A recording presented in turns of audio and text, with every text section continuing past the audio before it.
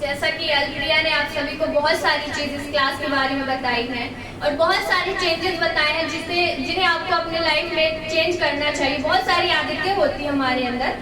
पता है, जब मैं रीवा आई थी तो मुझे नहीं लगता था कि मैं रीवा में पढ़ूंगी, मेरा मन ही नहीं था रीवा आने का। पर फिर भी घर वालों ने जबरदस्ती मुझे बोला कि तुम्हें रीवा जाना है, रीवा से ही पढ़ना है, कहीं और नहीं जाना है। फिर जब मैं रीवा आई 2-3 दिन बाद लोगों से मिली तो मुझे लगा कि शायद इंग्लिश मेरे लिए ज़रूरी है।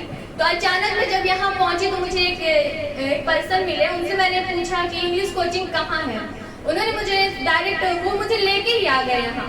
फिर सर से मैं मिली। सर ने पहला क्वेश्चन मुझसे पूछा था, आप कहाँ पढ़ते हो? मैंने आंसर दिया, मैं गांव में पढ़ती हूँ। सर ने बोला ये सही आंसर नहीं है, आप किस स्कूल में पढ़ रहे थे? मैंने फिर सही जवाब दिया। तो जब से मैं यहाँ आ रही हूँ तब से लेके आज तक, मैं जब यहाँ आई थी तो मैं ये सोच के आई थी कि मुझे रीवा में रहना ही नहीं है। बस जा रही हूँ, मम्मी ने बोल दिया, पापा ने बोल दिया कि हाँ जाओ रीवा, तो मैं चली आई। लेकिन जब मैं यहाँ कोचिंग आई और जब मेरे 2-3 महीने निकल गए तब मुझे लगा कि यार मुझे रीवा में रुकना चाहिए था। लेकिन तब तक बहुत देर हो चुकी थी। मेरा नाम अमरकंटक यूनिवर्सिटी के लिए आ गया था, तो मैंने अपने डॉक्यूमेंट्स भी सबमिट करने का डिसीजन ले लिया था कि मुझे वहीं जाना है। लेकिन तब तक मुझे रियलाइज़ हुआ कि शायद रीवा में रुककर मैं सर से बहुत कुछ चीज़ें सीख सकती हूँ। और अभी मुझे ऐसा लग रहा है कि शायद मुझे रुक जाना चाहिए, पर मेरे हाथ में कुछ नहीं है।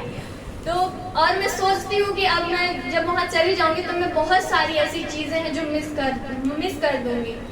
जैसे कि सर का मोटिवेशन, सर के बताए हुए हर सब्र, उनके पढ़ाने का तरीका। पता है, नरेशन मुझे इतना कठिन लगता था। मैंने फर्स्ट क्लास से 12th निकाल दी, लेकिन मैं नरेशन का चैप्टर खोलती तक नहीं थी कि भैया कौन पढ़े, नरेशन जाने दो क्या। फिर बताया कि 12th में तो आते ही नहीं, चलो छोड़ो, अब तो बिल्कुल नहीं पढ़ना है। आगे चल के पता चला कि नरेशन पढ़ना है। फिर मैंने सर से बोला कि सर मुझे नरेशन पढ़ाइए। लेकिन जब सर ने मुझे नरेशन पढ़ाया तो लगा रही ये नरेशन होता क्या है। अभी तक डर रही थी मैं ये नरेशन से, पर अब मुझे डर नहीं लगता है। बहुत सरल हो गया ना? अब बहुत इजी लगने लगा। भले ही मैंने आधा चैप्टर ही पढ़ा है, पर जितना भी पढ़ा है वो मुझे बहुत इजी लगता है। और जितना सोचती थी कि मुझे पढ़ना है, मुझे बाकी और किसी से कोई मतलब नहीं है। हाँ, कुछ मेरी फ्रेंड ऐसी थी जैसे कि श्रुति हो गई, अलप्रिया हो गई, कशिश हो गई, इन सबसे मैं फ्रेंडली बात करती थी, पर मुझे और बाकी चीज़ों से कोई मतलब नहीं रहता था। बस यही कहना चाहूँगी कि आप जो करने आए हो सिर्फ उसी के बारे में सोचो, और अदर थिंग्स के बारे में सोचने की कोई नीड नहीं है।